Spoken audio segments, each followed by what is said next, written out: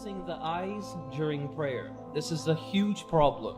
And this is something that the Prophet ﷺ also mentioned, that this was something that he prohibited for himself and also for the companions as well. And even Ibn al-Qayyim rahimahullah also mentions that anybody who wishes to follow the guidance of the Messenger ﷺ, they should abstain from closing their eyes during the prayer. Imam Ahmad rahimahullah mentions that this is actually from the actions of the Yahudi and how they would pray. Next error, a person moving too much in prayer. This is the next problem, moving too much in prayer. Some ulama have said for a person who moves carelessly too much in prayer can actually break their salah, can actually nullify their prayer. The Prophet ﷺ, what he mentioned was to protect yourself from kathratul haraka, protect yourself from too much movement in the salah. And that's important to understand, because what that tells you is that the Prophet ﷺ did not prohibit any movement in salah. So you literally don't have to train yourself to be like a statue and focused in the salah. But the Prophet ﷺ here, from this narration, what it teaches us is that we try to limit that as much as possible. Now we come to the mistakes in the ruku'. When it comes to the mistakes in the ruku', now this is important. Listen to this. Saying the takbir in the ruku', or saying Sami'a Allahu liman hamida in the standing position. This is a mistake when it comes to the prayer. So how does this look?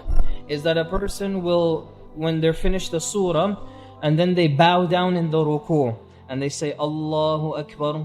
But when they say Allahu Akbar, they're already in the ruku' position. That's the mistake. And if they want to come out of the ruku' position, they will stand up, Sami'a Allahu liman hamida. This is the mistake. It's a very, very particular mistake to pay attention to. Why? Because the Prophet ﷺ tells us, this is the authentic hadith that proves this.